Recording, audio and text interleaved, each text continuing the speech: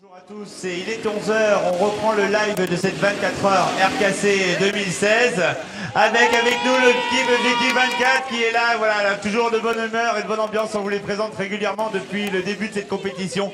C'est les petits jeunes du RKC. Allez, on va commencer directement par elles, hein, puisqu'elles ont motivé. On va dire que c'est les filles dans la course. Dans l'équipe, vous êtes 3 filles, c'est ça? Alors, comment on vit une course de karting, comme ça, de 24 heures, quand on est une fille, une demoiselle, on va dire, et qu'il faut se battre avec la majorité de garçons? Bah, en général, c'est toujours stressant parce qu'on a toujours peur qu'il y ait un complexe d'infériorité par rapport à eux. Mais c'est vrai que quand on est sous le casque et tout ça, on essaye de cacher au maximum nos cheveux et pour leur montrer qu'au final, on est tous à égalité, plus ou moins, et qu'il n'y a pas à avoir un complexe d'infériorité par rapport aux garçons. Ok, là à l'heure actuelle, 21e position. Alors, quels sont maintenant vos objectifs? Là, on aimerait le top 20.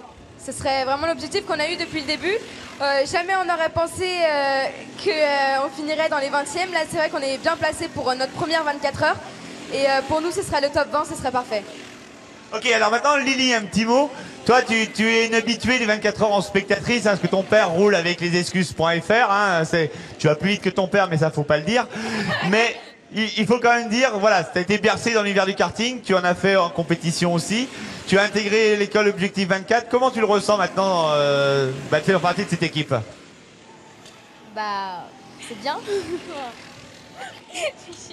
Voilà, donc, elle a un petit peu moins le casque que son papa Hawk qu'on avait rencontré hier. Mais voilà, alors là maintenant je suis avec la capitaine de nuit, on va dire, hein, qui avait pris ton relais, Yanis. Donc présente-nous quel était ton travail cette nuit, toi, en tant que capitaine pour la nuit. Il fallait gérer ceux qui devaient dormir, rester éveillé aussi pour supporter ceux qui roulaient encore. Et oui, je devais aussi chronométrer, aider vraiment ceux qui roulaient. C'était vraiment mon objectif. D'accord. Est-ce que vous êtes en liaison radio avec votre équipe? Non, on n'a pas de talkie, mais en fait on fait vraiment tout avec les chronomètres sur nos portables. Et on fait aussi avec le RKC Live parce que ça nous aide vraiment beaucoup. Ok, merci. Alors maintenant, est-ce que vous reprenez le volant avant la fin de course? Moi je viens de rendre le volant, donc j'ai fini la course, mais il nous reste encore les 3 garçons qui vont terminer la course. D'accord. Alors vous, c'est fini pour vous au niveau roulage en tant que demoiselle, c'est terminé pour aujourd'hui. Eh bien écoutez, on va vous laisser continuer à vivre cette course, à soutenir votre équipe et on va profiter pour faire un petit point course maintenant. Allez, donc toujours en tête, eh bien c'est Modav Racing PPS avec 1160 tours couverts. En deuxième position, CER Karting. Troisième, Batelco Drag 965, suivi de Team Alpha Romeo et Dubai Falcon Racing. En sixième place, toujours Karting de Muret, suivi d'Andy Sport Mix. Andy Sport Mix, on vous les a présentés, ce team, eh bien, qui mixte les gens valides et les gens invalides. Eh bien, voilà. Ça va nous permettre d'enchaîner. Dans pas longtemps, on va aller voir le team manager qu'on nous surnomme Foun.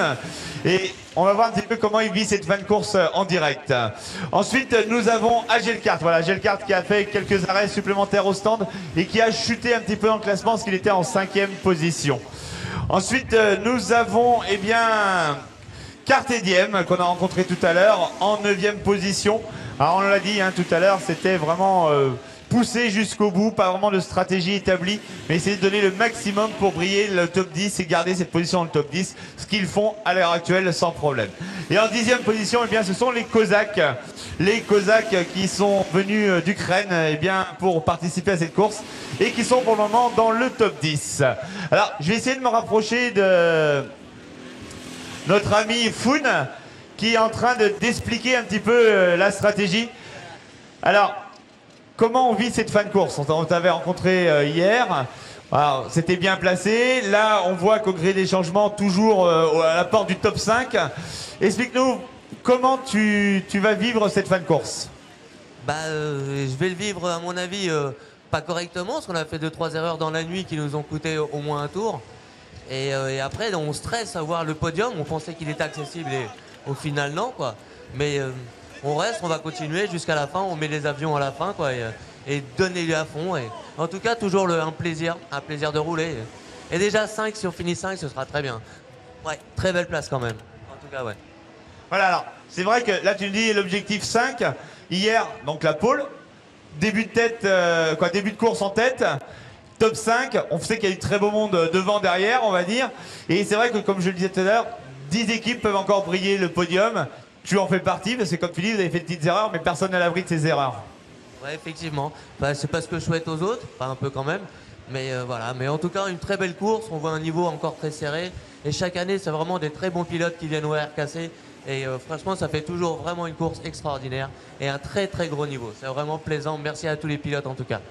Et alors, moi je vais finir un petit peu là-dessus. D'habitude, vous êtes deux dans l'équipe.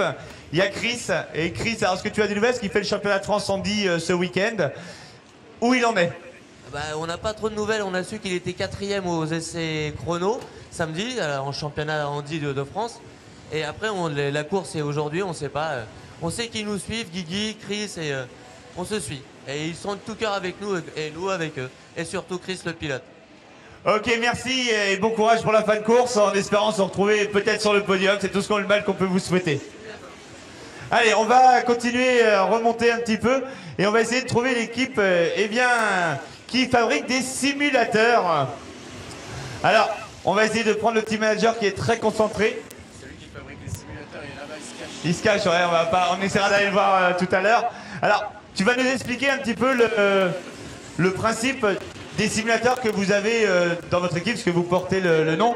Alors il va venir nous rejoindre, voilà, il va nous expliquer cela, parce que c'est pas des simulateurs qu'on a l'habitude sur PlayStation, hein, ça c'est clair, c'est des simulateurs sur Vérin. Explique-nous un petit peu la base de vos simulateurs voitures. Alors nos simulateurs voitures en fait c'est des simulateurs donc, qui sont sur 6 axes qui ont pour but en fait de reproduire en fait les sensations d'une voiture de course principalement pour les pilotes et pour optimiser leur entraînement, leur performance avant chaque essai ou chaque manche qu'ils vont faire. Donc ça permet aux pilotes en fait de venir s'entraîner sur des conditions proches du réel, le plus proche possible en tout cas, dans diverses conditions, que ce soit humide, sec ou avec des changements de température et de temps. Et voilà. Alors, quelles sont les catégories qui viennent le plus utiliser vos simulateurs? Les pilotes de quelle catégorie?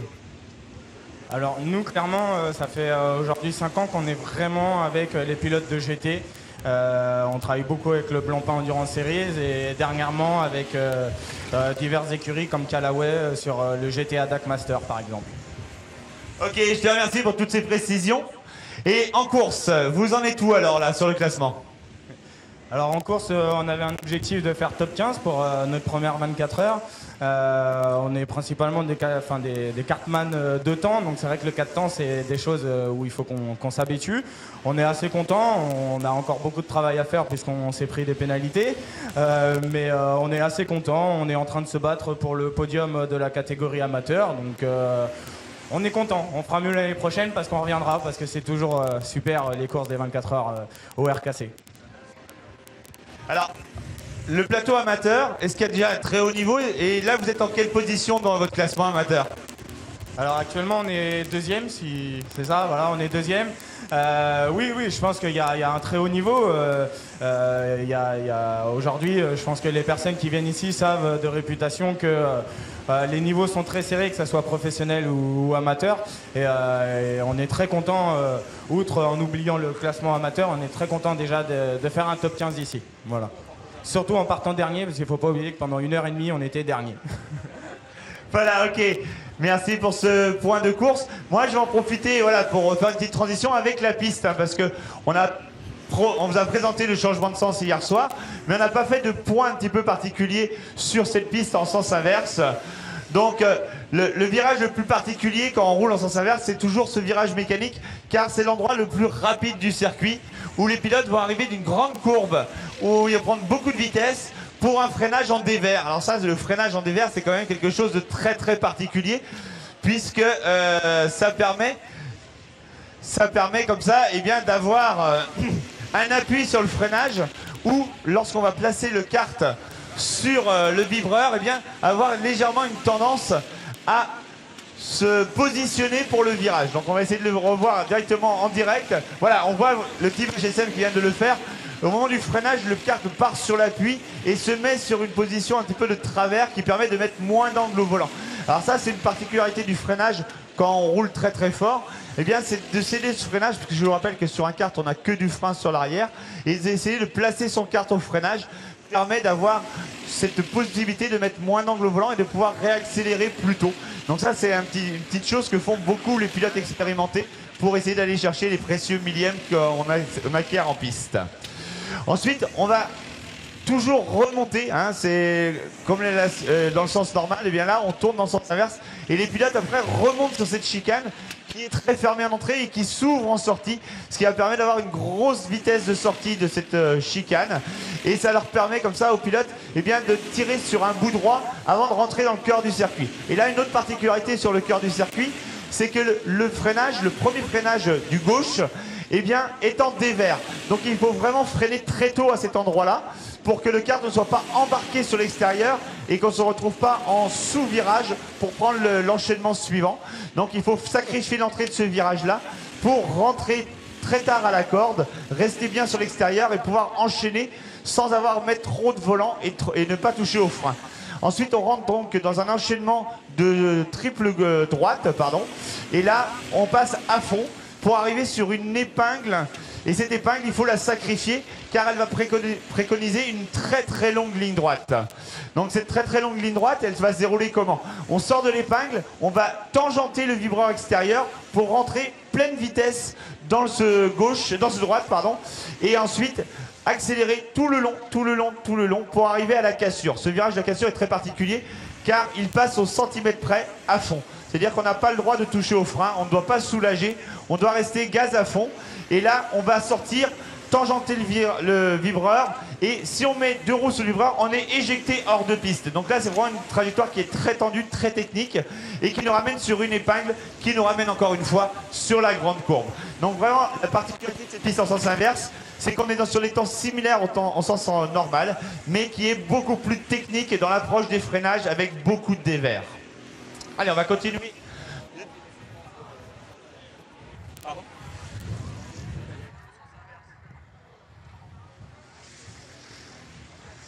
Voilà, on va essayer de trouver un petit pilote.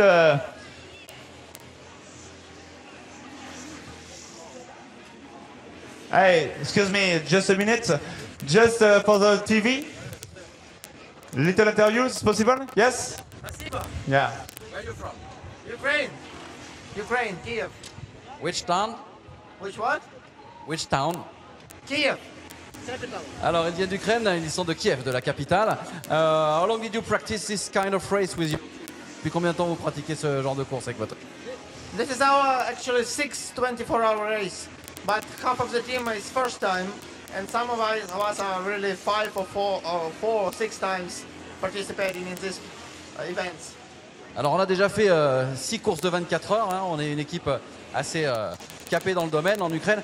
How was the karting in Ukraine? Comment est le karting en Ukraine? Well, everything in comparison. Of course, we don't have such a great karting like you have here, but we have a go-karting track where we all practice, and we actually made a team based on this karting track. The name is Need for Speed. So. Alors il y a des circuits en Ukraine, on s'entraîne beaucoup pour faire ce genre de course. How was the karting in Ukraine? Is it famous or not? Est-ce que c'est célèbre en Ukraine le karting? It was not famous probably 15 years ago, but now every year more and more people beginning to understand that it's not only for kids, it's for adult people who just want to some adrenaline and some emotions. So every year it's getting better and better. Alors il y a 15 ans, c'était pas très célèbre en Ukraine le karting, c'était plutôt des jeux d'enfants. Mais depuis un petit moment, ça commence à monter de plus en plus. Et en tout cas, nous, on est vraiment très heureux de participer à cette course. Merci, thank you. Thank you, good luck. Allez, merci. Donc comme on le disait, hein, on prend vraiment les choses en live. Hein, c'était l'interview du team manager d'Ukraine. Allez, un pilote vient de descendre de son kart. On va essayer d'aller le rejoindre tout de suite pour avoir les impressions à chaud. Voilà, donc pilote du team Virtuo. Excuse-moi, est-ce que tu peux venir me voir 2 petites secondes, s'il te plaît? On voudrait avoir les impressions à chaud d'un pilote qui descend dans la piste sens inverse. Voilà. Alors là, on voit vraiment les stigmates d'avoir beaucoup donné. Voilà, là, c'est le cas de dire, c'est les impressions à chaud. Tes impressions? Bah, il fait chaud. Non, on est bien, on doit être 32e. On est au top. Donc on représente Como, grand distributeur Mercedes et qui est à sa place aujourd'hui. Non, on fait, blague à part, on fait plaisir à un développeur qui roule avec nous là, pour ces 24 heures, qui traîne un peu la patte. Mais sinon l'ambiance est très sympa, sur la piste et en dehors. Le temps est bien. On a un speaker au top. Voilà, qu'est-ce que tu veux que je te dise de plus? Non, je vais juste moi, simplement connaître les différences que tu as ressenties entre la piste sens normal et la piste sens inverse. Qu'est-ce que c'est plus difficile en sens inverse? Non, pas tellement plus difficile, c'est plus sympathique à piloter. La cassure est un peu sympa. Qu'est-ce que je peux te dire d'autre sur la piste à l'envers? Non, c'est bon, c'est du kiff dans les deux sens, quoi. D'accord, alors la piste sens inverse, est-ce que je parlais du freinage de la mécanique, hein, on arrive très très fort à cet endroit-là, c'est un freinage en dévers, tout comme dans le cœur. Est-ce que ça c'est des choses qui sont difficiles à appréhender pour le pilote? Ça dépend du talent du pilote.